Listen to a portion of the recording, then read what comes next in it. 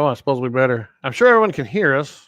Oh, yeah, I hope so. I forgot to take down the overlay. There, I that's better. vote for the new sizzle reel instead of the old one.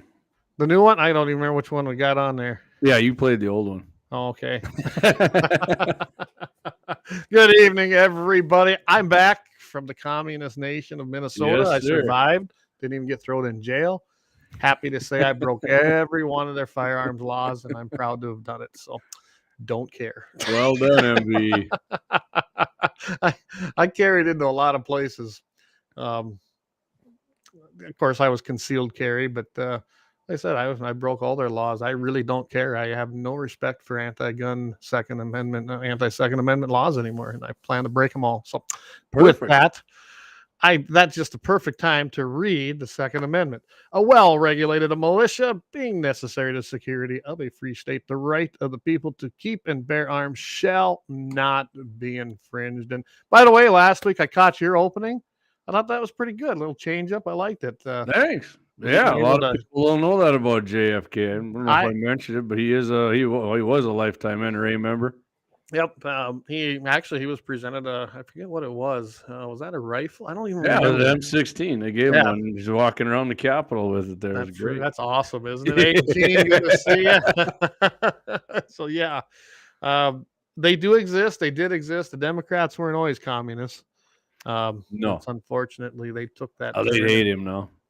What's that? They'd hate his guts now. Oh, they'd kick him out of the party. I imagine if JFK would have survived, he would have ended up becoming a Republican just as Reagan did. Yeah. Him and Reagan held a lot of the same beliefs. Yeah, they're about the same age. Yeah, they're about the same age. And yeah, I just feel that that's probably what would have happened. So, and I even chimed in from old Chickie Filet, so that was kind of fun.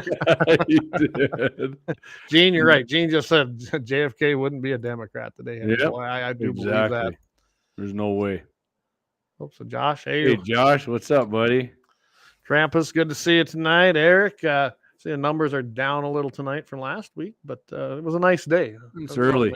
It's early, and maybe some people are still out there getting back from the field. I didn't do any hunting today, but I did. I was busy today working on that. Got the siding done, got the windows in, so doing the trim work now, and that's always tedious, but it's got to be done. So. Eric, he likes that prairie dog flip and exploding. Yeah, that was my buddy Travis. That was his son Dylan popped that sucker down. That was in Sioux County. I laugh like a little schoolgirl. He says. All right, Clayton, let's hit a little recap. So everybody up North Dakota knows Deer Sunday was the last day of deer rifle season up here. We'll start off just like this. There you go. Deer season 2023. You got the hunting rifle. You bet.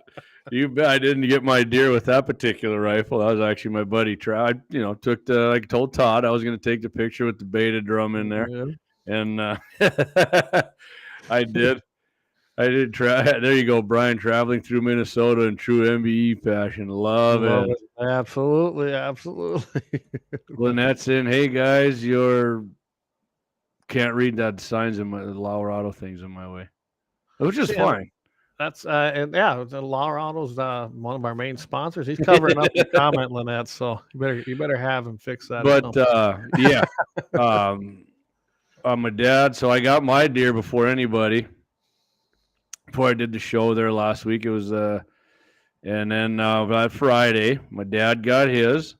Got a nice wide one, and then Saturday, Travis got his buck, and then a mule deer doe walked right out after that, and my buddy John got his, thankfully. I think I got some pictures of someone. Yeah, all right, let's see him up here. Right there, there's your dad. There's my dad, 27-inch wide. That's an old bugger. He didn't have one tooth left on his upper. He looks like an old deer. I bet he was magnificent a few years ago. I mean, he's still nice, but my neighbor guy actually had a picture of him, and he actually, receded in antler wise from last year. But he was still kind of a heavy old beast there, real wide, not real tall, but he didn't smell at all. And man, we actually hung him up and gutted him that way. We did that a couple of them this year just to try to see how it worked. Yeah, I mean, I'm kind of a gutting in the field kind of guy, but there's Travis's. 22. He was 22 inches wide, and he got them back. That's my bad on the picture. I mean, his back tines definitely. The pictures don't do that deer justice. I'm not gonna lie. Right. Either way, there's lots of 3x3s I see in Clay. Young ones. Yep. Not real old deer either. My dad was easily the oldest deer. Most of them were. I mean, I think that the EHD in that winter killed off most of the older deer. The good news is, and I sent you a video, man. We did see some whitetails up there. I got a few on my camera, and we got a video one coming by the camper there. Hey, I was glad to see some whitetail. Hopefully the bow hunters don't kill them. And hopefully the fuddle loader guys don't get them here in the next 2 weeks. Yeah. Well, here's yours. Oh my God, is that a monster? A nice deer. There's nothing wrong. Like you said, you took them 3x3s out of there. Man, I think that's a good thing to do and take them out of the herd. And Trav took some nice pictures of my deer too. I mean, he is super tall. His back tines are ultra tall. I was more than happy to take that deer. I seen him before, and I thought to myself, you know what? If I see him, I might get him. And sure enough, that's how it went down. No, I thought you did good there. So let's see what some of the comments are. Eric says he needs to. He says, I need to teach you how to fully. I'll just move forward. Cape a deer, then I can buy the capes from you.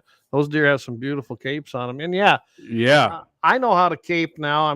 You know how to cape? I'm guessing you do. I don't skin the whole skull, Eric. I have never done it. I've just taken it right up. I know how far back to cut when I cape them and that, but as far as like skinning the whole head, I've never in my life skinned the entire head of a deer like that. I guess I'm more than willing to have you show me what you want me to do, and because next year, man, a lot of people and out at our place are gonna have tags. I mean, unless something really wipes the deer out some more, but we got a lot of people with two points, so and a couple gratis tags. So my uncle didn't hunt at all this year because he was in California with his family, and we still got to get it so Eric can come on here. We had him scheduled that night and it just didn't work, but we'll get him on here, and who knows, if we do it right, he's still got a bow tag. Maybe we should have him maybe do a video of that, and then we could play that video and have him kind of narrate it as we go, because it is important. So everybody to do that. Everybody always says, Clay, you can shoot a doe and use that cape and then off of something else and have that mounted yet. Man, Eric, I tell you what, the biggest mule deer I ever shot's in my garage, and I would freaking love if I get it. I mean, I'm pretty sure I'm going to get a doe tag next year. I doubt I'm going to get a buck, but I would definitely shoot a doe. If that actually works where you do that, I would be happy to do that and have Eric actually mount my biggest mule deer. And to some people it ain't that big. It's like a 172, but he's real wide and got beautiful forks. And I don't know. I mean, I have actually I've seen some people do that. It works on probably a smaller body deer. Eric could probably answer this better. When they go into that rut, it's hard to get that off of them does, but maybe it can be done. Eric would know best. He's done some pretty good patchwork for me. Well, I'll tell you what, I guarantee you, my dad will probably get a buck next year again, and my Uncle Dean will, and they ain't gonna full head mount it. So if that's the case, I'll skin it. Hey, I seen good evening, Dan. I'm just curious, Dan. Dan had a question last week. We were talking about Ruger rotary mags, and his didn't work. Okay. I was saying what junked and factory rotary mags are. I responded to your comment, Dan, with a YouTube link on how to fix them magazines from last week in the episode. Not sure if you saw that or not, or maybe you looked it up and got it figured out. Just curious what you figured out about the magazines, or if you just kind of said the hell with it because you had one that worked. Yeah. Eric says a doe cape on a buck is all BS. He says look at the facial features of a doe to a buck. Okay, so that makes sense. Okay, so. All right, and I'm gonna wait till next. Hey, you never know. I might get drawn again, man. As many of them three. I tell you what, if I do get drawn again for next year, and there's a lot of like 3x3. I don't know what happened. The older deer, whatever killed them, but the 3x3s just absolutely took over at our place.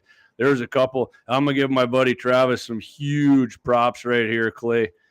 The same day that he did get it, was it that day that he got his buck? I think we went on a long, there's a bunch of valleys and whatnot and out at our place and trees and water runouts, and we stay in the low areas, and we come up by the big dam there on the south end, and man, all I saw was these deep forks, and I hollered at them like, "Get ready, a big one's coming," you know. And it was a fairly good sized mule deer come out, probably 160 to 165, 4x4, but just whippy and young. And Trav pulled up. He had him dead to rights at about 80 yards there, and then the deer took off, and he said, "Nah, he's too pretty. I can't shoot him." And I'm like, "You're better than me." And he's like, "You think so?" And then he come up and skyline kind of and turned sideways, and I was like, "Uh-oh." And he got down, dropped down with his bipod again, and I was like, I told him I should actually at that point I seen it again, and I was like, I probably wouldn't. And then he just pulled up again and said, "Nah, man, he's got to make it till next year." So I hope it does, because that was an awesome deer. I'm glad to hear stuff like that. I mean, I've hunted with guys that are that way, which is good too. But then I've also hunted with some that they just kill it. They don't care. They just don't care. And it's kind of like, really? I mean, that deer had a lot of potential. Oh, the genetics this deer had. I mean, like just I said, let just it whippy walk. though. You know what I mean? When they're that whippy, I mean, he was much bigger than my thumb all his times, but God, he was. I mean, and the one he got. So the one that he did get, I will say this. Remember, I don't know if it was on here or another. We talk about like the high shoulder shot and the neck shot. Mm-hmm. Yep. My dad got his with a neck shot. I wasn't. My buddy John was with him, and I guess just piled him up like a sack of potatoes. And my buddy Trav got his the high shoulder shot. We were talking about that one that just right above the shoulder blade there, and that the same way. That thing never moved again. Yeah. He absolutely crushed that thing. 308, 150 grain. My dad, Sierra, Trav was using Sierra Game Kings, I think. Okay. My dad was using Burger match bullets, and just crushed him. So, I remember I said that last week. Everybody's listening. I've been watching videos, and my neighbor guy up there said, "Don't believe that bullcrap. Match bullets will kill just as good, if not better, than hunting bullets." Yeah. Right. And so my dad's proven that over and over. He's been using the match bullets for years, and God, he's been just smoking them with that thing in that Creedmoor. Good deal. So Eric's got in there. I got a picture of a doe and a buck next together. I'll post that one on one of the chat pages. You can see the huge difference between the two and why it doesn't work. And I figured that was probably the case, because they're just a smaller animal. They're different. Yeah. What? You mean a male and a female? Hey, Clay, don't assume genders and size, man. Yeah. So I got a quick question. I'm going to put this picture up. You tell me, is this the one? I think. Was that one that came off? I think you sent that. That's him, man. That's the one. That's the one I got, Clay. That deer right there. I've seen him a couple times before the season opened, and yeah, second week there, I got him. So great. That's him. Eric says that my dad has a muzzleloader tag, and if he gets one, I'll do a video on a total Cape job. That'd be awesome. And then we'll get him on here and talk about it. Well, if I have to, I'll go down to his place. But I think you know what, Eric? You come on up here. We'll have supper on Wednesday evening. Buy him some of that dark beer crap he likes. So, all right. So now I'm going to go to some of the pictures that actually Eric sent in here. So yeah. Right here is Eric's deer. Nice, respectable mule deer. I'm guessing that was public ground, because Eric hunts a lot a lot of land. So you look pretty wide too there on the front. That's got to be a 20 decent deer. Yeah, decent deer. And right here is his wife's. That's a little white tail. Awesome, mature white tail, younger, but yeah. But you know what? I don't care what Charity gets. Charity is expecting their next child, so she was out there doing this while pregnant. So kudos to her. Dang, big kudos for her. Yeah, not gonna miss hunting season. This is a friend of Eric's. Another, just a 4x4, but yes, sir. Little lighter. Got a big body on him. Yeah. When you think about it, when some of these guys, they come out here for a weekend and they got basically 2.5 days to hunt. Mm-hmm. Sometimes they got to make decisions. Yep. And then here's his daughter with her doe. Nice big doe. That's a big doe right there too. Yeah. All right. Oh, there Eric said 27.25 wide. Awesome, man. That's awesome. 27 inches is great. That's a hell of a wide buck. That's what my dad's was 27 right on the nose on the inside.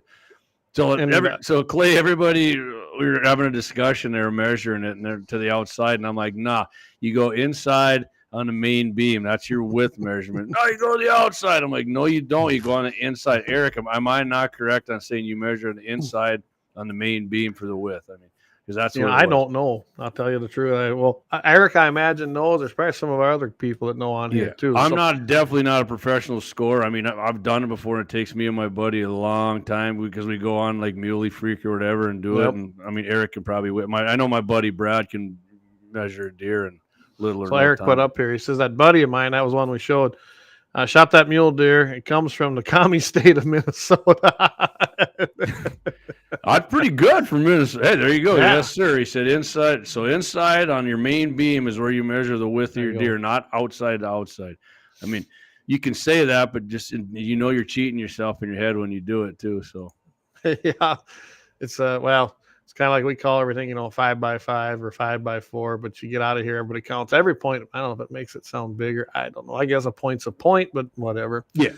So I'm going to show a couple pictures. I can't tell you who took this one, but I think we're going to have him on. That's a nice deer. You bet. What he You told bet. me, it's going to go 150 plus when he measured it. And he's not the heaviest deer, but there's definitely look at the length. Look at the length. Oh, guys. yeah.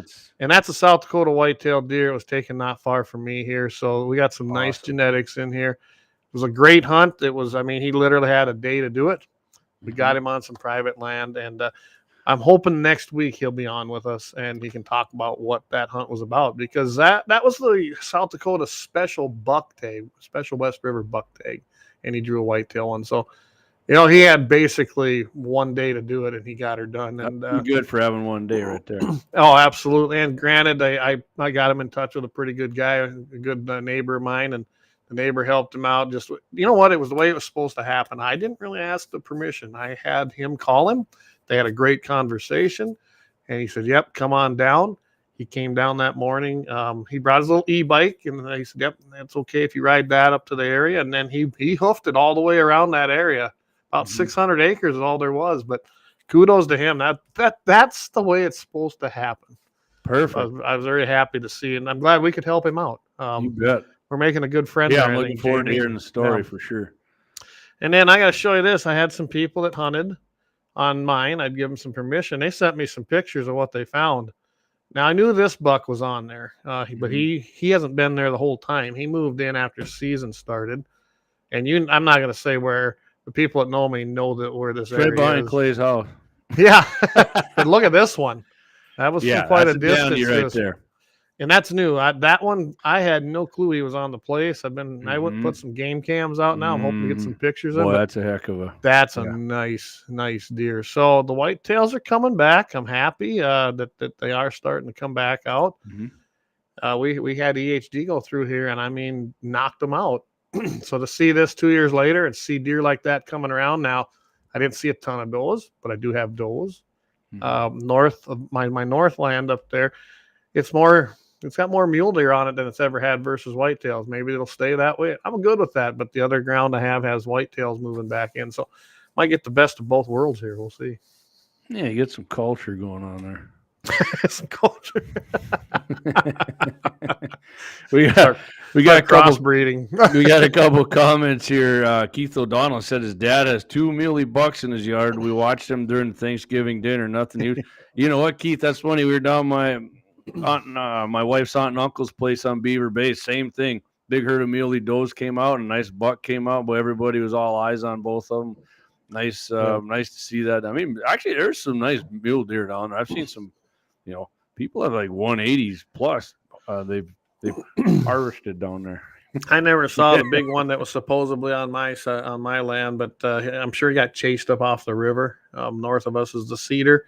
They said it was a 170 mule deer. I never saw it. I went and looked, and so if it was there, he probably either passed through or he went back to the river. That's my guess. I really doubt that he stayed there because I had never seen him before. And there are some big deer up there on that river. Yeah. So got a little PSA here. Josh Patterson commented, reminded me, speaking of deer, Hebron Wildlife Club has a good deal going for the kids. A chance to win a rifle. Go over there and vote for your favorite. My favorite is Odessa, but she is also my little hunting buddy, so I had to vote for her. So I got it right here. Is that the Facebook page? Yeah, my buddy Brad Veith sent me this. So it's a Hebron Wildlife and Gun Club Youth Whitetail Doe Hunting Photo Contest. One prize per division. You can win a Mossberg Youth Bantam 308. That's right, 308 Winchester. Still badass. A little perfect. Rules of entry. Doe must be. Here we go, Clay. See what I said? Harvested. We're going to talk about this a little bit. Doe must be harvested during the 2003 North Dakota youth hunting season. Must have valid North Dakota hunting license. 2 photos to be submitted by November 27th. So I guess that would be yesterday. First youth with deer. Second picture of tag attached to doe. There will be 2 divisions. How's that? Boy and a girl. Yeah, there you go. There will be 2 divisions, boy and a girl. Winner will be determined by the picture with the most likes in each division of each Hebron Wildlife and Gun Club Facebook page. Voting ends December. Okay, so you got till December 15th to vote. Winners announced December 16th. Text photos to Travis at 701-690-1611. They will then be posted to our Facebook page. So cool. I know my buddy P-Man. His daughter I got when I posted on our page. Actually, that's a heck of a doe. But again, guys, numbers Travis 701-690-1611. And you got till December, December 15th to submit the 2 photos. Fantastic. Yeah. All right, Clay. We better see if I did this fast enough. Go ahead and run our ad, and I'm going to try to load this up so we can run it again. All right, here's our first ad here. We'll be right back. Lauer Auto Repair. They're located at 309 South Washington Street in Bismarck, North Dakota, or give them a call at 701-258-6308. The team of mechanics at Lauer Auto can tackle any problem your vehicle is having, and when you do business with Lauer, you can be assured you're doing business with the Pro Second Amendment America First Repair Shop. There's plenty of other auto repair shops in the Bismarck-Mandan area, but why take the chance of patronizing a shop that might not have your beliefs at heart? Make no mistake, Lauer Auto is your Pro Second Amendment repair shop. When you talk to the guys at Lauer Auto, don't forget to tell them you heard they're a sponsor of Guns and the 701 and that you appreciate their support of our Pro Second Amendment, Pro North Dakota live stream and podcast. That's Lauer Auto Repair, 701-258-6308, located at 309 South Washington Street, Bismarck, North Dakota. All right, Dan, thanks again to Lauer Auto Repair. I tell you what, guys, there isn't a better place in Bismarck to get that work done to any vehicle you got, and they're going to make sure they take care of you. And as Jamie said in the ad, they're supporting our rights. That's what probably makes it the best. 701-258-6308. Talk to Axe and the boys will get you set up. So I'm going to put this up quick like again here. Yes, sir. Maybe I'll just do I'll maximize. There, you can see it there. And I'll just kind of scroll through this just so everyone can kind of see. You can see the pictures here of all the kids and their youth deer. So, I mean, this is great. Look at there, one with a suppressor. Man, I don't know that kid, but I might have to vote for that just because when they're out with a suppressor, saving ears and reducing recoil and doing everybody else a favor, I like that. It's kudos great to that, see that. young person's dad right there. And nice big does there. I mean, yeah, it almost looks like that might be a savage. Anyway, they're there. That one there, that's a nice picture too. I like that. Yeah, nice real job nice to picture Lucas. There's Reagan, another doe. That must have been one of them. Got her done at the end of the day, but the sun was going down. Yeah, I just thought I'd scroll through some of these. A lot of happy faces there on them kids. Oh, look at there. Coyote, they got a doe and a coyote. Nice job. Get the doe and then take out the doe killers, right? Yeah. Here's Odessa. This is who, and I'm sure we know why. So that's my buddy Brad. I met Brad years ago. We worked together at Wilhelm. Awesome. And here's Mike. So they got some repeats on here, but Pendleton. Huh? No, cool name. They'll explain it to him someday. So this must have been something. This is from October 30. It looks like maybe a predator hunt. I don't know. I'm just kind of scrolling through, guys, and looking what they got. Here's Olivia. Man, go over there and check out their page. Yep, go check out their page and see what they got going on. And see if you can't send some pictures in. I think we got a lot of people that probably could. So, all right, great. So I one more thing I'd add about deer season, Clay. The numbers definitely down. at our place, definitely. Like I said, I would say a third down, and like I said at the beginning of the show, mature bucks. There was maybe one there, but or two. Like I said, my dad got one. Maybe there's one or two others, but numbers were down. Hopefully, winter doesn't come and put foot to ass on the deer numbers again. Yeah. But we got our tags filled. Like I said, a lot of 3x3s. So, and it's That's like, okay. hope the 4s get through and spread some genetics. And it does, just because they're a 3x3 doesn't mean they're going to actually have offspring of a 3x3 either. But the odds, Right. Rich Yonner, he asked, how does one upload a picture? I have one. So as far as the Facebook page, I think you probably just send it to them. That I don't know. If you want us to put it up here, just email it to guns@gunsand701.com, or you can text it to 605-430-9503, and then we'll definitely put it up here. But maybe the guy's text number, Rich, he said you can text it to what the heck was the guy's name? Right, Clay, you just said his number, right? Here, I'll put it up here. Yeah, Travis is the guy's name. So text the photo to 701-690-1611. Yeah. So if you win that Winchester, let us know. Yeah. Hey, by the way, you're looking at a guy right here. I won Ruger 1022. They had the Ruger 1022 for the October 22nd is now officially Ruger 1022 day, and they had a sweepstakes, and I run across it on Facebook, and I entered in it, and I'm like, yeah, right, like I'm gonna win. It's gonna be how many hundreds of thousands. And sure enough, I ended up taking the third prize. First prize was a Ruger small frame AR 308. Second prize was what's that Ruger pistol you got, Clay? I shot out at Dougie's, a little tactical thing there. It's like a 1022 pistol or 1045, whatever they call their little 22. Oh, Ruger 2245. Yeah.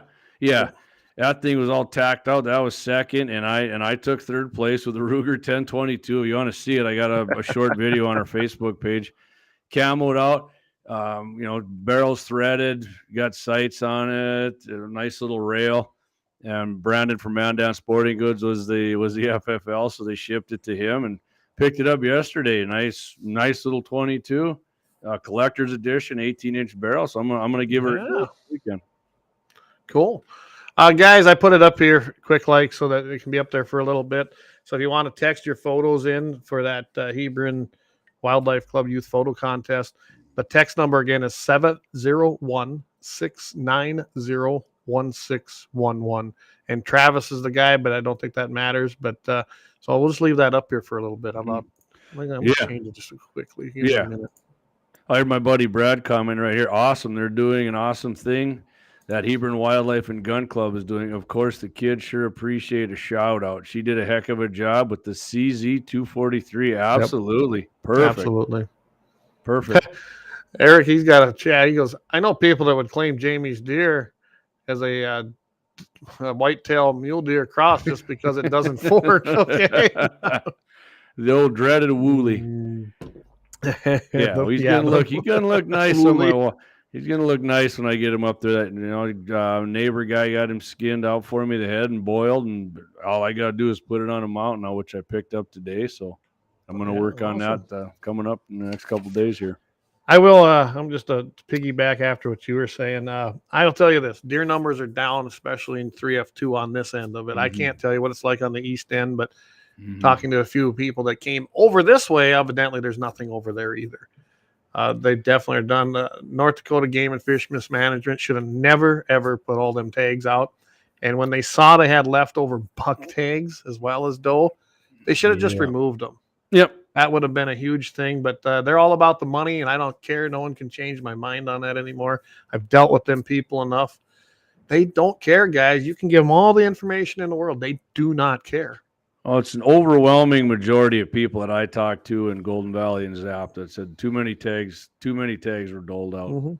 And same here. I couldn't agree more. And I had a few people on here that I know that were looking for does. They had doe tags, so I did let them on. But you got to leave some does too. I mean, right now I can tell you right now I could have probably taken one buck and about maybe 4 does comfortably, and I would have felt comfortable with that. That's how low the numbers are here. Oh, Clay, think of it this way. My friend John, who I hunt with and been friends with for many, many years, he said, you know what? If you kill a doe, you kill her, and then you kill the twins you're probably going to have. So you're actually killing 3 deer. Exactly. The does, I had 2 does harvested off the place, and I was okay with that. One was a mule deer, and one was a whitetail, and no bucks. I didn't take a buck. Didn't see anything big enough. Now, that one that I showed you the picture, if I'd have saw him during season, I might have had to go out there. But you see something like that. I mean, that's a nice deer. But I guess I also got to take solace in knowing that deer lived and he's on the place along with that other picture. And then there was a couple more that I've been sent by a couple of the guys that were on the place hunting. And there's some good seed stock out there. There truly is. So I'm good with that. Eric said there's way too many tags in South Dakota too. I know you're trying to make everybody happy and give them tags, but you're not doing anybody any favor by just giving tags out. They got to be, like I said, unless they have this amazing, birth rate or something. They got it. They're gonna have to. They should. I knew there was too many doe tags right away when I seen it, but I agree. All right, Clay. Josh Patterson. I didn't fill my tag in 2I. But I only got out for a few days and I missed a couple. But my focus was my son getting his, and so it was successful to me. Absolutely. That's, like I told someone here a while back, I think I've told you this too, Jamie. I like hunting. Don't get me wrong. I want to get the big one like everybody else. But watching my boys hunt, get their deer, it's better than anything. I guess I'm at that age where I'm good with that. I really am. My youngest is like I just said, my friend John is one of his sons. They're going to be getting their hunter safety and hunting this fall, and that is my main priority. If I don't get drawn, I couldn't care less.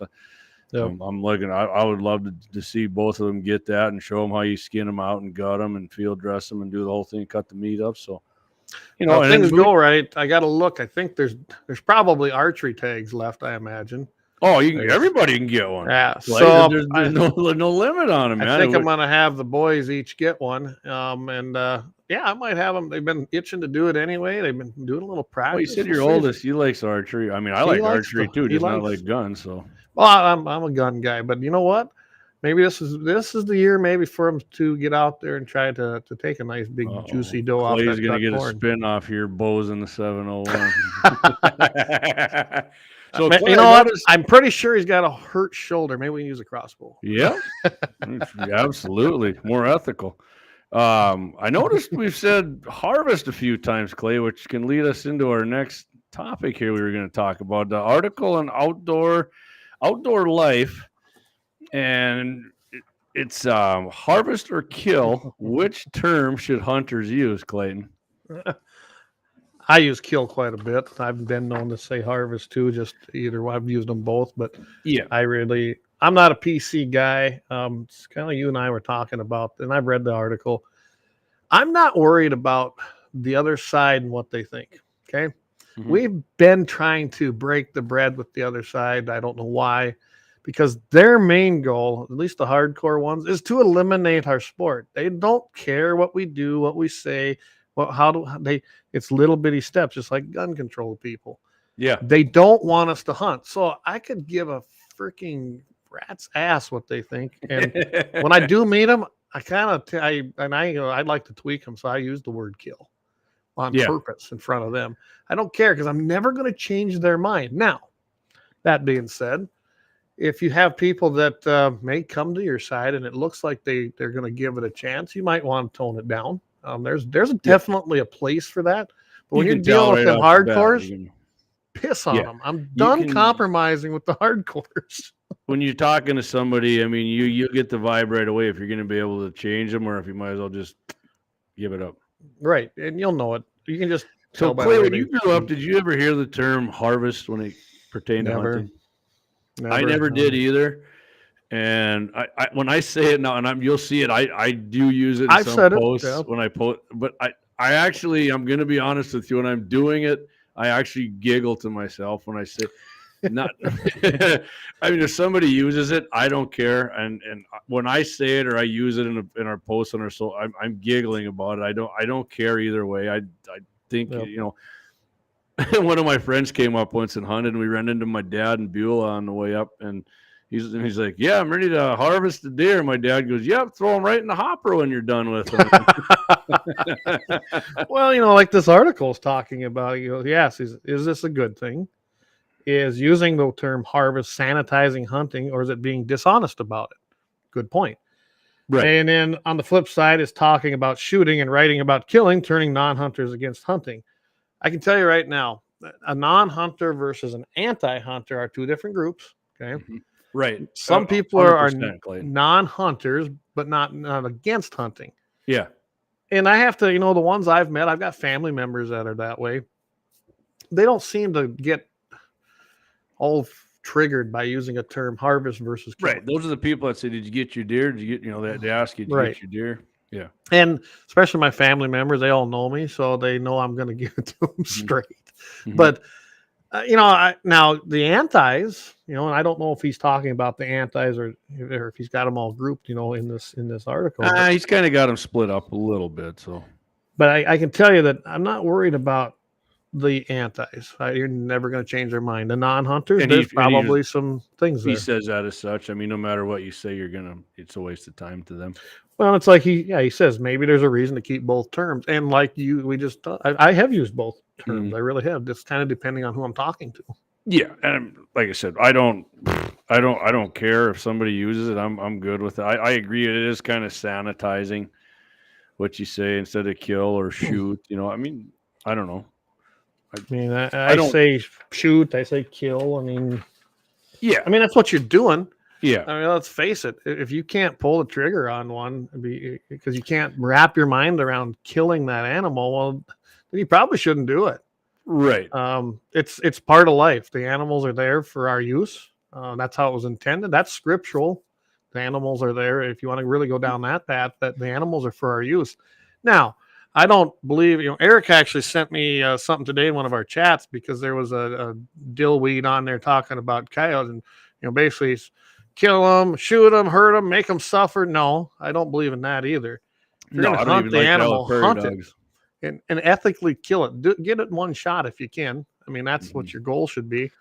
But there's a place for management and there's a place for all of it. And I don't know, I like deer sticks and I like to eat meat. So meat comes from an animal. And if you can't wrap your mind around that, well, then maybe you shouldn't do it. So like one of these guys here he was talking about that he kind of was interacting with on social media said, I believe we should speak politely but unapologetically when speaking the truth about hunting. We can agree to disagree with non-hunters, but I do not need to make words sound more gentle and friendly to try and sway them to my beliefs, which I agree with that as well. You don't got to be a dink about it and look them right in the face and, all angry, mad dog and I killed it. That's not going to help you out. It's not going to help you. It's not going to help us. But, when I've been in conversation with people, it ain't like, hey, I killed this deer. No, hey, did you get a deer? Yeah, I killed it at about 200 yards. That's how it comes up in conversation. Right. I agree. So I would say, or shot it. If somebody says harvest, like Brian Wander's got a perfect comment up here. Scott Bogmeyer kind of says the same thing we do about it, but when I hear him say harvest, I would shoot him a text and say, what kind of header do you have on your combine to harvest? And I've said it, he put it up here, he goes, prizes. I never hit a deer with a combine. I've seen pictures of it. They don't go through the cutter. No. Gene says, if God didn't want you to eat animals, he wouldn't have made them out of meat. I like that one. Yeah. So there's a lot of coming in here. Eric says harvest is for farmers. Yeah. True. Yeah. And Gene says, since we're talking management, he says, I say muzzleloader season should be in October. Well, that's a whole nother rabbit hole. I still don't think, kind of flipping back to that. Clay, you know what? I agree. That's right. I don't like bow hunting. Season should be over in September. There you go. Oh, JD, you jerk. One tag system, solve it all. Oh, man, I think it's going to we'll really tweak some people. I didn't say I'm advocating for it. It's either going to be that or you're going to have to go for that draw for a bow tag. I think it's. And I said last week, I don't know. I don't know if you caught that last week, and I said the number of hunters has grown since COVID by 26% nationwide. Right. And I said, Clayton and I already said there's already too many hunters for the number of game, and now we got a quarter of percentage more, and you're supposed to just dole out bow tags to anybody. No, that doesn't jibe with me. I saw more people in this area right here where I live, in probably a 20-mile area, than I have seen probably ever. That tells me there's a lot more out there, a lot more people out there, whether that's due to the tags that were left over, so they applied for the unit. And then there's just very minimal publicly held land by taxpayers up here that they can hunt. So what are they doing? They didn't make any contacts with most of us landowners. I'm telling you guys, there's too many hunters for the land available, because you're not going to get on everybody's private land. Like I said, I had a few people, but numbers are down. We know this. Those of us who live there. So we weren't letting as many people on either. I'm definitely going to be on there before I let anybody hunt, because that's the whole point of owning the land, right? Other than making a living with cattle and whatever else. But then I get to hunt it. So you're not getting on there before me. But and our buddy John Arman, who's a huge bow hunting advocate, he said, he's right on board with you and me, Clay. He said there's too many people that are hunting right now, and they're giving out too many tags for number of game, and he's 100% right on that. But and I would say saw one more that thing, Clay, before we probably should get rolling. Eric says take rifle hunting away from the rut. I absolutely agree with that. I agree with that, and I will say, Eric, the rutting activity in our unit was the weakest I've ever seen it. Now, the first couple weeks here, I can't say it was heavy. The whitetails were heavier than the mule deer, but this last week especially, and even part of last week, holy cow! We had that little cold snap. And I mean, it kicked it into overdrive. Then, in fact, I was out yesterday just kind of overlooking them cut sunflower fields. Them bucks had one thing on their mind, and they were going hard. That didn't do diddly shit in our. That's the weakest rut activity I have ever seen up there. And I don't know, Eric. Some of these other guys can chime in. I imagine it's different all over, but that's pretty heavy. I saw it really, really, really heavy. More so the end of the season than I did the beginning, but that ain't always the case. That isn't always the case. But all right, Clay, let's take our double break here, our double ad, and then we're gonna come back with Second Amendment bullet points. I got 2, Clayton's got 2, so let's hit this and come back. Good. Lauer Auto Repair. They're located at 309 South Washington Street in Bismarck, North Dakota, or give them a call at 701-258-6308. The team of mechanics at Lauer Auto can tackle any problem your vehicle is having, and when you do business with Lauer, you can be assured you're doing business with the Pro Second Amendment America First Repair Shop. There's plenty of other auto repair shops in the Bismarck-Mandan area, but why take the chance of patronizing a shop that might not have your beliefs at heart? Make no mistake, Lauer Auto is your Pro Second Amendment repair shop. When you talk to the guys at Lauer Auto, don't forget to tell them you heard they're a sponsor of Guns and the 701 and that you appreciate their support of our Pro Second Amendment, Pro North Dakota live stream and podcast. That's Lauer Auto Repair, 701-258-6308, located at 309 South Washington Street, Bismarck, North Dakota. Guns and the 701 is sponsored by the Blind Guy of North Dakota. For all your custom window coverings, you can contact them at 701-222-3932. They're freedom-minded, they're patriotic, and they love the Second Amendment. This husband-wife team was born and raised right here in North Dakota and based out of Bismarck. Again, for your Second Amendment company, for all your custom window coverings, the Blind Guy of North Dakota, 701-222-3932, or visit them on the web at blindguynd.com. Hey, all right, what, Clayton, if you listen to the show and you like it and you need blinds put in or some work done on your vehicle and you don't go to one of our sponsors, you know what you are? Nasty person. We keep that in the queue, guys. That's always there. Thank you, President Trump. That was great, but and they're, I tell you, the Blind Guy, they do some great work as well. In fact, with these windows I'm doing, Danelle thinks she wants to change what we got in our bedrooms there now. So I might be giving. Well, it's only going to be a couple small windows, really, but maybe him and I can do some work. Maybe you can come down and do some shooting, make a weekend. Absolutely. So I'm going. That's what I'm going looking. Bird hunting with them at the farm Saturday. So, gosh dang it. Now you want me to? Now I want to drive up there. I think I got things going on. Well, we're not staying overnight, but I haven't made it up there yet. well, hey, I tell you, my cousin Mike said he's got a prairie dog town, so we might have to go up there and for There sure. we go. I'm shooting it one way or another, but whether we get up there and Well, do it together and do some, we still want to do some videos of dogs on snow, and you know why. yeah. So, all right. Well, nothing else. We'll do some coyote hunting. There's plenty of them. Marty said he's got to go. Dogs, God got one treat. Catch you All on right. replay. Thanks, Marty. Appreciate Marty. you listening, buddy. Another guy has invited me several times. I ain't made it over there yet. I mean, I could actually spend every single week traveling somewhere. Oh, yeah. Wyatt said that'll work. He just texted me, Clayton, so. All right, sounds good. Clay, you want to hit your first bullet point first? All right, you go first. You know me, I like to always keep us up on different court cases and things like that, and I love it when it happens in a commie state like Maryland. So there's been a case going on there for quite a while. I'm not being as a bullet point. We won't go too far into it, but essentially Maryland, they have a requirement that requires, remember, law-abiding people seeking to get a handgun license, they have to secure a handgun qualification license, which entails taking a 4-hour firearm safety class, complete a background investigation. Guys, this ain't a background check. This is a full-on investigation. I mean, it goes way deeper than anything. Maybe not that far, but and then waiting. Then you have to wait up to 30 days. And then when I did a little checking into this, it's most of the time 30 days. Very seldom do they have 30 days they take it. That's reasonable. That's reasonable, right? So it got, of course, it's been challenged in court. It's made its way through. It was over, it was struck down, right? Then the state of Maryland went ahead and appealed it. Well, the federal appeals court in the Fourth Circuit found the law is not consistent with the nation's historical tradition of firearm regulation. Where have we heard that before? That would be the Bruin case. Yeah.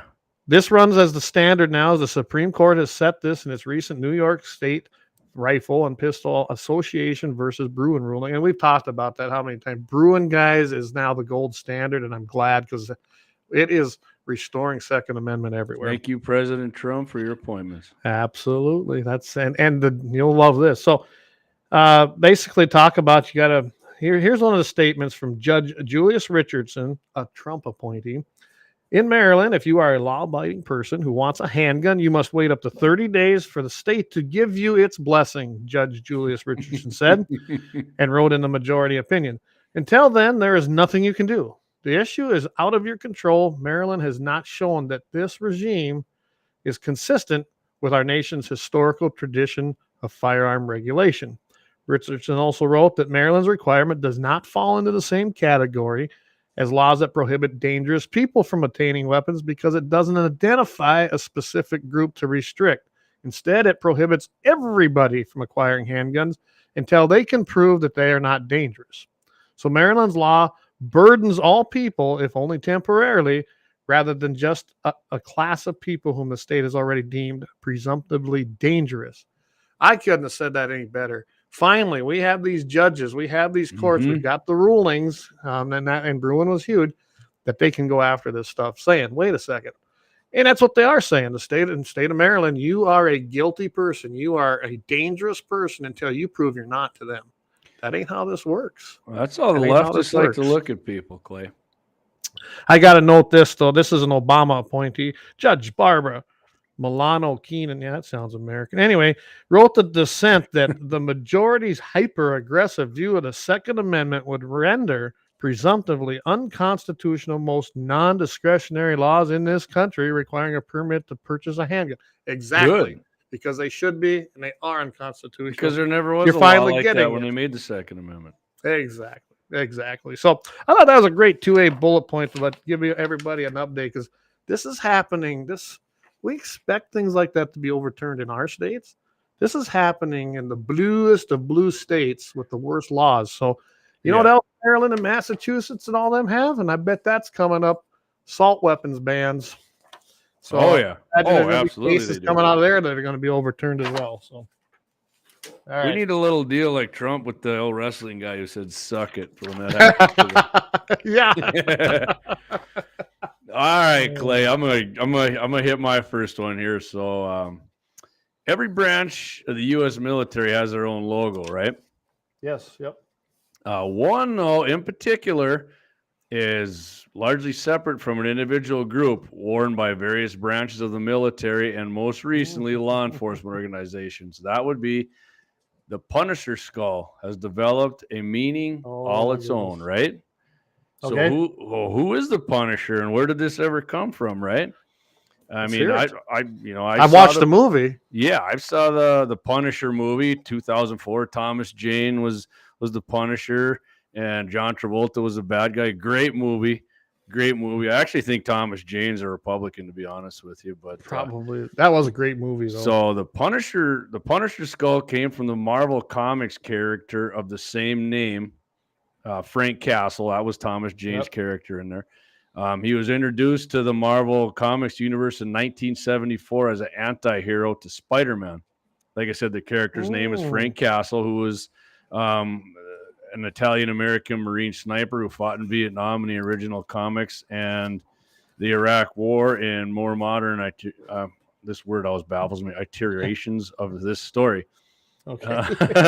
The Punisher's goal was to stop crime as a vigilante following the murders of his wife and 2 children by the mob, which John Travolta was the mob boss in the Punisher movie. Which he made a great mob boss. Great. I mean, the end of that movie was so awesome. Travolta killed his own right-hand man, and it was awesome, man. His logo, a white skull, can be seen on different members of the U.S. military. I didn't know this. It was removed by Marvel in 22 and replaced by a variant of the Japanese Onai skull, whatever the heck that is. I have no clue what that is. Yeah, I don't. Yeah. So although the Punisher was initially a side character in the Spider-Man comics, he was eventually given his own series, which only helped his popularity. He subsequently earned many fans within the military as the most prominent veteran within the Marvel Comics universe. Yet it wasn't until U.S. Navy SEAL and great American with a statue in Odessa, Texas, Chris Kyle, used the Punisher skull logo that it developed a meaning within the U.S. military. In his autobiography, Kyle recalled how his team came to adopt the symbol. We called ourselves the Punisher, he wrote. He's a real badass who rights wrongs, delivers vigilante justice. A movie by the same name had just come out. The Punisher wore a shirt with a stylized white skull. Kyle went on here. Our comms guy, which communications guy, suggested it before the deployment. We all thought what the Punisher did was cool. He righted wrongs. He killed bad guys. He made wrongdoers fear him. That's what we're all about. So we adopted a symbol, a skull, and made it our own. With some modifications, we spray painted on our Hummers, our body armor, our helmets, and all our guns. And we spray painted on every building or wall we could. So yeah, right here, the Punisher skull was used by Chris Kyle and SEAL Team 3. I was going to say the Battle of Fallujah. Yep. I remember that, seeing that. Wait a second. That's Weapons of War? Yeah. Because I remember seeing that, and I was like, what's with the white skull? And then the Punisher movie came out, and I'm like, oh, okay. And soon adopted by the Iraqi militia. That's right. Militia is not a bad word, my friends. Right. Members trained by American forces. It's an unofficial symbol for those who served in Iraq, and it wasn't long before the U.S. police officers were adding it to their uniforms and equipment as well. And it goes on, the Blue Line spokesman, Pete Forehand, I think is the guy's name, explained the organization's use of the logo, saying, it's less of a violent overtone and more of a promise to criminals. You think you're getting away with it, but it's karma. If you're committing violent acts, one way or another, you'll be meeting consequences. And on top of the movie, Clay, and the comic book, there was also a Netflix series. If anybody who's watched The Walking Dead, Shane portrayed Frank, what was the character's name again? Frank Castle in the Punisher series. So I think it went on for 2 years. I've never watched it, but some of my buddies have, and they said it's pretty good. So that's one of my 2A bullet points here. We know the Punisher. Thank you, Chris Kyle. It's a crying damn shame somebody took him too early. He was a great American. Yep, he really was. And I went to that movie, and I tell you what, at the end of that, it was one of the movies that nobody talked through. And at the end was even the ending. My goodness, where they're having the funeral there at Texas. And There was it was complete silence in that room. So very moving movie. Go see it if you haven't and seen if it. Go see it. nobody knows, Clay, the owner of the Cowboys actually contacted Chris Kyle's widow and Widow. said, I'm going to let you use Texas Stadium, Yep, and they did. Cowboy Stadium for his funeral, and they did. Filled Huge it. line going there. Yeah, it's awesome. I mean, Jerry Jones does some stupid things, but that was one of them he got right. I don't know if Vance is still listening, but Vance remembers this when we went out to Wyoming for our long range shooting class. Well, where we were at, the guy who made that statue was from I believe Wyoming. And we saw this thing laying on a trailer, and we're like, oh, so we left a card there. Hey, it's the NRA guys. He got back to us and then told us, yeah, this is heading down to Texas and all. I was like, so that was pretty cool to see that statue right there. And it had just been made. So yeah, it was pretty interesting. That's our Chris Kyle story. And we're like, oh, that's kind of cool to see. Rodeo guy too. Nobody knew that. I didn't either until I saw the movie, actually. I gotta say, I've been monitoring. Hey, thanks over to the Rumble guys. We've had about anywhere from 7 to 10 people watching over there. So good, awesome. Good evening. Thanks, I should have said Rumble. hi earlier. And to answer Gabby Rios 59, she says she loves a 6.5. Maybe it's a him. Sorry, I don't know who, but she's a U.S. military committing a crime against the servicemen for not chambering rifles in 6.5 Grendel. You know what, Gabby? We love a 6.5 Grendel. That's what Jamie switched to here. You know what, Gabby? Bullets, though. Just bought a new 20-inch upper today from we have no sponsor, Palmetto State Armory. It's on its way, baby. So there's gonna be some videos coming about it. You sent me the link, so I'm pretty sure I'm gonna have to order one. I do not have that caliber, so I'm probably gonna have to get that. And the price was right, guys. The price was right. Big time. Yeah, and like I said, the lower I got, I've had it for a year. DJT's face lasered on the side of that lower. So and it's actually, Clay, speaking of the Punisher, it's the Punisher face the one I skull got with the Donald Trump hairdo on it. So that's what I got on my lower. When I get it all built and put together, I'm gonna do a video on it, and that will definitely be all right. So I'm gonna have to order one now, so we can have dueling Punisher 6.5s. I mean, perfect. All right, perfect. All right, Clayton, you give us your second 2A BP. So my second one, I'm gonna keep on the court cases. So in Pennsylvania, they've got some warrantless searches going on that finally people are kind of upset about. We got what are you hiding? What are you afraid of? Yeah, what am I afraid of? Commies, tyrants. Anyway, attorneys representing the Second Amendment Foundation and its partners, they made a challenge to the Montgomery County Sheriff's effort to conduct warrantless searches and seizures from licensed firearms retailers in their county. They filed a brief in response to objections by the defendants in support of an application for summary relief. So what they got going on here in Pennsylvania, if you get a FFL in Pennsylvania, and by the way, there are other, federally you open yourself up anyway, okay, on your premise, but Pennsylvania took it a step farther, and they say they have the right now to go in there and do a warrantless search of everything you have, whether you have your firearms business located, say in this building. Nope, they're going to search your whole premise, and that's the biggest problem here is what's going on. The Second Amendment Foundation was joined by Shot Tech LLC and Grant Schmidt. The defendants listed are Colonel Christopher Paris, a commissioner of Pennsylvania State Police, and the Montgomery County Sheriff's Office, Sean Kilkenny. So then it's funny, after this, 1 week after this lawsuit was filed in the Commonwealth Court, both parties agreed to an enforcement stay while the case is being heard. So that means a stay means this is what it means, just like what we had in the Fifth Circuit Court on pistol braces. No action is going to be taken, no enforcement is going to be taken, which is good. There's a 48-page brief on this whole thing where both Paris and Kilkenny, who's the sheriff, obviously not a constitutional sheriff, should be voted out of office. They admit that they're enforcing these respective laws and regulations and policy. It's funny they mention laws, though. There's no law that says this. This was actually the problem.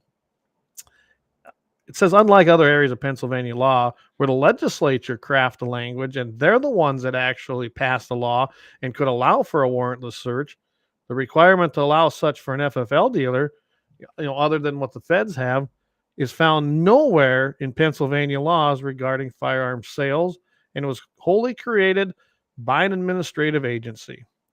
While legislative waiver of constitutional rights does raise concerns, one can envision and implemented by an executive agency simply cannot be a lawful delegation of authority and will never pass constitutional muster, especially with the Bruin case now decided, which he's right. Because we've taken this action to ensure that the constitutional rights are protected from legal oversteps by law enforcement, founder of Second Amendment Foundation, Executive President Alan Gottlieb. So I'm glad to see this one coming. This is just one of many here in the last 3 months that I've been following. Holy cow. These sheriff agencies, again, I would call Pennsylvania a purple state. I know Kevin hasn't chimed in here lately on our show, but I'm sure he can tell us all about I think it's Pennsylvania. blue. I think it's a blue state. I think it's blue. I think it leans more blue than anywhere. Yep. And again, they got the problems of their urban areas is what's doing it. But Yep. you're seeing this stuff all over these blue states like this, and we're winning in court. Guys, this is bigger than anyone's talking about, but you'll hear it right here because we were losing these cases. I mean, we were losing them big time after time after time. Mm-hmm. And because of NRA and the Bruin case, let's not forget who pushed that case, and it was the National Rifle Association. Now, everybody else gets to ride them coattails in their cases, which I'm glad. Still piss and moan about the NRA. And they still complain about the NRA. Yeah. And we got another article that we might hit on Friday on Todd's show about exactly that. So that was a good one. And check your Telegram photos. I got something from the blind guy for you. Speaking of the Punisher, but okay. Gene Cox waiting on Palmetto State Armory to get the STG-44 out in production. I agree with you, Gene. If nobody knows what the STG-44 is, it's a Sturmgewehr 44, the actual first assault rifle. That's from World War II, produced in 1944. They actually wanted Hitler to do that prior to when he actually did do a production of it. And it was like one of them, hey, I guarantee you that's where Mr. Kalashnikov got the idea for his AK-47. Everybody gives him credit. And we did a whole thing about that. Yeah, your AK-47 is not as good as an AR-15. So Leon Francis has been sending me videos how they drop the ARs in the mud and they run good too. I'm not against AKs. I'm just telling you, that's a communist piece of junk compared to an AR-15. So AR-15 is superior. Just like America's, everybody. JD, you can't. Yes, I can. We are. All right, Clay. My second 2A bullet point here is pretty fast. It's everybody's familiar with the old Marlin lever actions, right, Clayton? Oh yeah. So Marlin has came out now with the Dark Series lever action rifles. Dark Series, yeah, just kind of what you're thinking. It's all black. It's not your grandpa's lever action. Like I got a nice 30-30 lever action, but Marlin announced the shipping of its Dark Series lever action rifles, which they put a modern twist on your classic Marlin rifle. These all new rifles feature a nylon reinforced polymer stock equipped with the M-lock attachment slots. The whole forend, it's like an AR. It's like an AR forend on this lever action. You can put whatever you want on it, right? And additionally, an anodized aluminum handguard also features slots for attachment of accessories. The rifle comes, that's right, baby, threaded barrel. If you ever seen threaded, I mean, I think lever action guns with suppressors are freaking awesome, man. I love that shit. I love it. Yeah. Go ahead, Clay. I'm with you. I love it. Yeah, that's freaking awesome. And it's a radial brake. It comes with that, like I said, or thread protector. Fiber optic front sights, and I love fiber optic sights too. My eyesight's close up is not good like it used to be. Them fiber optic sights work freaking great for me. Yeah. What Gene's got here, it was the first, speaking of the STG-44, the first intermediate cartridge assault rifle, and it looks cool. It does look cool, Gene. It looks bad. Like I said, that guarantee a Kalashnikov got a hold. The Russians got that from German prisoners when they overran Germany, and they based it off of that. So they sure did. So a Picatinny rail. They got a Picatinny rail also on these Marlin Dark Series for mounting scope rings, various optics, and they say they got a generous recoil pad, which is definitely needed on some of the calibers of this thing, because you get big recoil. These lever actions are light guns. They're real light. And a cheek riser, which for optimal sight picture when using an optic. And speaking from the blind gal's 17 lever action with an optic, a scope on it, you definitely need a cheek. That's one bad thing about lever actions. You put optics on them, it sucks trying to get the right your cheek weld to see through your scope. So the price on them, Clay, there's 3 different models here. The model 1895 here, which comes in a 4570. Trust me, you want a good recoil pad for that baby. Yeah, the MSRP is 1379, so you basically knock $100 off of that. I don't know why they always do this, but it's like $100 less.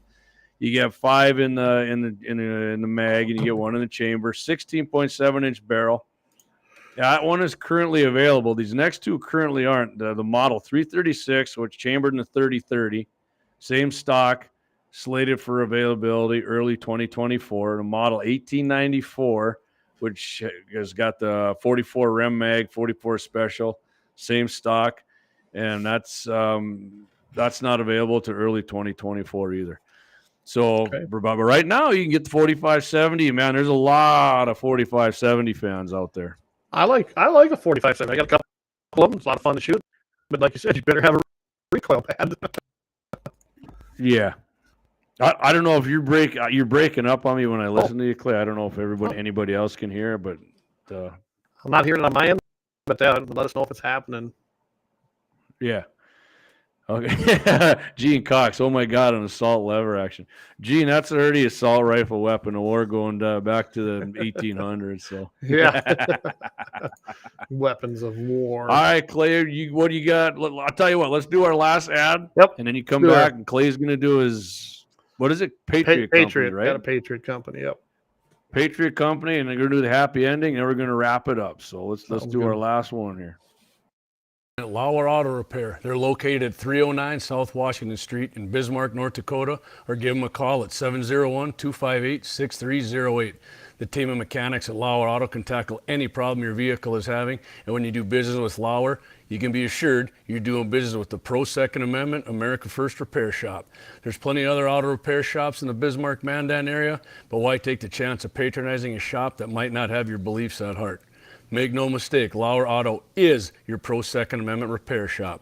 When you talk to the guys at Lauer Auto, don't forget to tell them you heard they're a sponsor of Guns and the 701 and that you appreciate their support of our Pro Second Amendment, Pro North Dakota live stream and podcast. That's Lauer Auto Repair, 701-258-6308, located at 309 South Washington Street, Bismarck, North Dakota. All right. You got me? We lost. Jamie's not back yet. So, hey, guys, we're back here. Hey, Blade Raid TV. Hey, sorry you're traveling. I know, and we're going to connect next week. Andy, I did call and try to leave you a message, but your voicemail's full. But let's get together and let's get you on next week. So have a safe trip. Hopefully, you ain't in the communist state of Minnesota like I was. So with that, then, Jamie's taking a little break here. I'm just going to go right into the Patriot Company. He's back.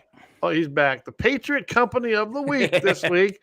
And this is a very local company here. And I thought, there's lots of them out there.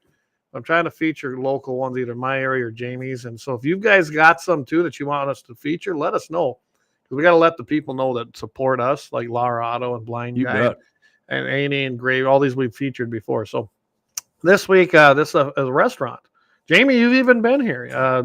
You'd never guess that this little gem is in the middle of our area, in the middle of the reservation. And we had a lot of fun there, didn't we? And I still got to get Leon down Big here time. Because Leon said he's all in on that. Hell yeah. We got to get him down here and have some fun in there. Yeah, mix some damn good drinks and make a delicious burger there. So my Patriot Company of the Week is Fast Eddie's here in Morristown, South Dakota, guys. And like I said, they're really great people. I know that Jared and those guys support what we do. They're all about constitutional conservatism. They don't blink an eye at it, guys. They support things in the community. If you need a donation to a banquet or something like that, especially an NRA banquet when they were still doing them around here, they were not even a problem. They support the NRA. I know that Jared's a member.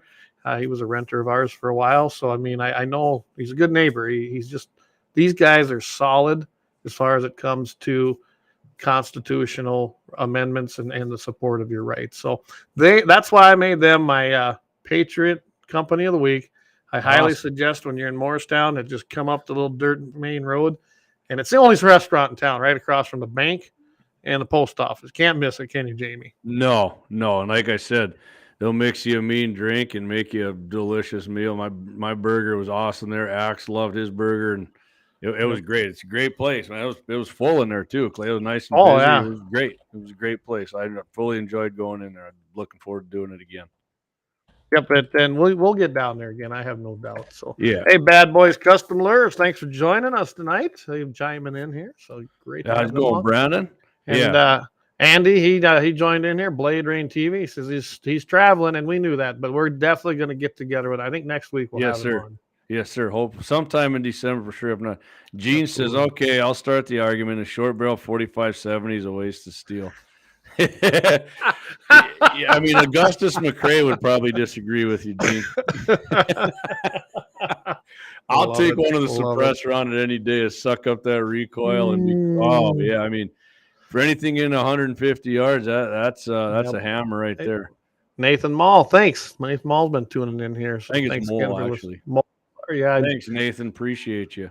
So I got to throw this. Trampus Brenner sent this to me, so I'll just put it out here. D&T Catering, their supper at Hammer Down. That's in Carson, North Dakota, December 15th, 2023. Ribs, cornbread, pasta salad, potato salad, $20 a plate, man. Can't beat the deal. Sounds like a deal to me. 5:30 Mountain Time. 5:30 Mountain Time, December 15th. You know what? Maybe we need to meet up there on the 15th of December. Dang, that sounds delicious. Actually. That's a Friday night. I mean, might have to, Clay. I mean, it's Bill of Rights Day too. I don't know if anyone knows that, but December 15th is Bill of Rights Day. That's badass. I love that. Eating ribs and cornbread and slamming some down, I imagine. So hey, it's my right to blow my stomach up. I love it. Hey, Bad Boys, he said his wife's car died, but lucky he knows the guy. That's right. That's right. Laurado, there we go. You definitely get a hold of him. And I got the number 701-258-6308. He'll get you fixed right up. He probably knows that. Maybe your house needs some blinds too, because you get hold of the blind guy, they'll hook you up right there. BlindGuyND.com. All right, Clayton. Here, man, I almost forgot, but here's what we got coming right now. All right.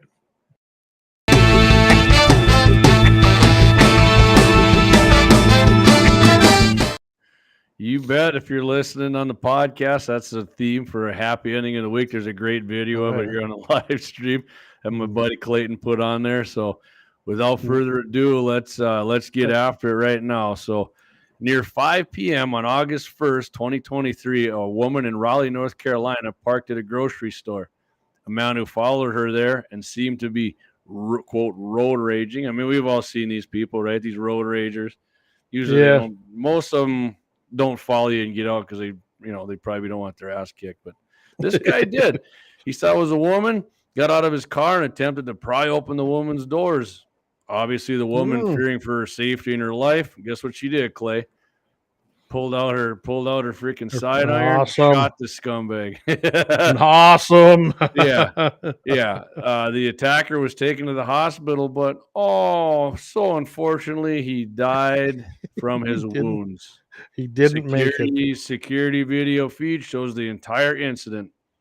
And when someone has a reasonable fear for imminent death or bodily injury, you're allowed to protect yourself. This is actually the county's district attorney who said this, Clay. Awesome. Usually those guys are freaking leftist turds. Yeah. But, this guy in Raleigh, North Carolina, realized she did what she did and within the law, and I love it. That's a happy ending. The woman protected herself from some uncontrolled scumbag with road rage on a woman trying to break into her car.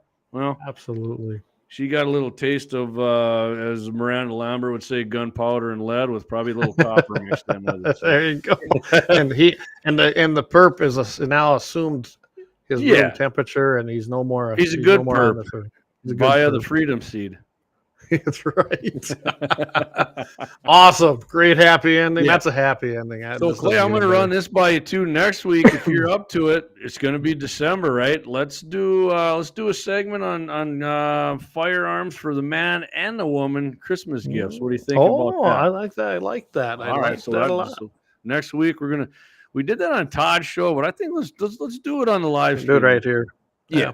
'Cause I like got it. a lot of good, not just for men, and I know we have some lady listeners, and we appreciate you. We're gonna have some, and hey, and trust me, guys, one of these gifts I got for your wife or your girlfriend, and you definitely gonna like this one. All right. And I can tell you too, we have some things that Marty donated to us, and we're going to figure out their AR-15 wrenches. So we're going to be doing something with them here, but we're going to wait till after the first year. We'll come up with maybe we're going to have some fun with that. Maybe we'll tie it into a gun raffle or something. So just keep your ears open, because we're going to be doing something. Josh Pedersen said that's a great happy ending for sure. You won't do that again. Nathan Moll, the ultimate equal. You're exactly right, That's Nathan. right. That is the ultimate. What'd Sam Colt say? God created man, and Sam Colt made everybody equal. That's right. That's right. So I'm going to put one little announcement out here. Again, this is in Carson, North Dakota. This is going to be December 5th at 5:30 p.m. Mountain Time, guys. 5:30 p.m. Mountain Time, I believe. Well, it is Carson, so I better double check that, but I assume it is. That just anyway, Carson Peak there in the mountains. So this is a District 31 Patriot meeting. There's going to be food, and there's going to be live and a silent auction, and it's just kind of your chance to come and get to meet. I believe we're going to have Ag Secretary there. Rick Becker is going to be there talking about property taxes and how we can get rid of them, because they are the most unfair tax that we all pay, and there's no reason for it. Yeah, they need to be eliminated. We should not have to rent our land from the government. So we're going to have those two guys there for sure to talk about, and of course we'll see how many of the legislative reps and the senators show up. We'll see. I mean, I imagine Dawson will be there. I have no doubt Karen will probably be there, and who knows if Don Scheibel will show up. He usually don't like talking to people because he's a coward. And yes, I've told him that. So anyway, Senator Scheibel, you are a coward. Anyway, we'll see if he shows up, but that'll be in Carson at the Grant County Fairgrounds in Carson, North Dakota. Big, nice facility there. Very accommodating. And again, that's going to be a District 31 meeting. So make sure you make some plans and show up and have a good evening there. And then you get a chance to talk to some of your elected officials and hear about property taxes. Yeah, I'd say that's and after that they got a sweet bar there. I've been down there and I hunted in 3 times. They got a nice place in there. Yeah, they got it's a fun town. I go to the Grant County Fair every year. So I didn't eat in there, but I don't know, it'd be pretty hard pressed to be as good as Fast Eddie. So there you go, Fast Eddie. Company of the week. Anyway, so I know that's about all I got tonight. There you go, Gene Cox. God made men big, God made men small. Colonel Colt equalized them all. There we go. There's a T-shirt. There's a T-shirt. All right, Clay. So yeah, coming up Friday, Mitchell in the morning, KFYR, 5:50 a.m., 99.7 FM, iHeartRadio. Clayton and I, the Guns in the 701 boys, join Mitchell in the morning every Friday, 8:15 a.m. Central Standard Time, 7:15 Mountain Standard Time, Clay, and we're on for how long, Todd? About 45 minutes. So who knows? It might go to an hour eventually, but it seems like it's catching some steam looking at the numbers. So that's good to see. And not only that, if you guys don't catch us on the radio and on your computer, you can see these two pretty faces and Clay simulcasted on Facebook and YouTube. I know you're doing that to Rumble now, Clay? I have been. It's been working pretty good. It was running tonight, so I think I got it figured out finally. Okay. It's just a little more complicated because conservatives built it, so it's more complicated. Yeah. Night, Brandon, Brad Boys Custom Lures. Night. Thanks for tuning in. Hey, you guys, check out, if you're into fishing, check out Bad Boys Custom Lures. He's got all kinds of social media sites. He does some right there on Facebook. Awesome work. I see. Yeah, he does some awesome work on just like you said, custom fishing lures. Perfect. All right, and then of course every Wednesday night right here, 6:00 p.m. Mountain, 7:00 Central Time. You can hit us here. Find us on the web at our website, gunsinthe701.com, and of course everywhere you get your podcasts. iHeartRadio is the one we recommend. Being they're the best, man. And who has the best podcast on iHeart? That'd be Guns 701. Yeah, absolutely. Yeah, Andy, our boy Andy from Blade Rain TV, Carolina Slickheads are on notice. While we know where Andy's going, he's going to fill the freezer down in Carolina. That's okay. Have a safe trip down there, and like I said, we'll talk to you next Andy. week for sure. See you, Josh. He says later, fellas. Yep. Catch you on the next one. Appreciate you tuning in again. Appreciate everybody tuning in. Great having you guys here. Love it. And I did get the website. I wasn't completely updated on it because I'd been kind of busy here, but while I was out there in Commie, Minnesota, I had a little time, so I did get the website updated. So every episode is updated on there. Go check them out if you've missed us or want to see.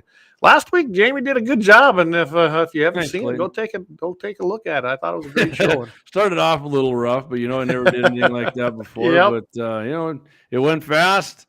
Hour goes fast when you're by yourself, and you just got to keep rolling, man. I mean, Jamie was even complaining because he only got like 1 or 2 beers in because he was too busy talking. Man, a lot better this weekend. That's my third one right here. So last week I got through one.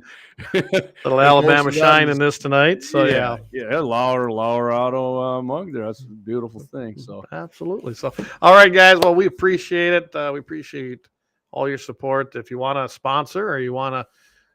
Go ahead and get some of our merchandise. Hit the store at our GunsIn701.com. That's another way you can support the show, and we appreciate everything. We missed Friday because we were all taking Thanksgiving off. So I imagine we'll see. We probably will do something during Christmas as far as I don't know if we'll do a Friday segment, but I know we'll probably do our Wednesday segment. So. Yeah, well, I'll be around. You might have to do Christmas. I might be on the road to Minnesota. So you might be you and TTRG might be rolling yourself on the. We'll see though. We'll see. We'll see where we go with that. But we get through all that, and then January starts a new year. So you bet. All right, guys. With that, I think unless you got anything, I think we'll call it a night. And see appreciate you too, Andy. One lot, Andy. Appreciate you guys. We appreciate you too, Andy. And hey. Clay, you know what? Like I said, I'm going to try and say this all the time. Do some hunting, shoot some guns. And what else, Clayton? Keep your powder dry. Yes, sir. All right. We'll catch you guys Friday morning, 8:15 Central Time on KFYR TV. And then next Wednesday. Take it easy. Have a great weekend, guys.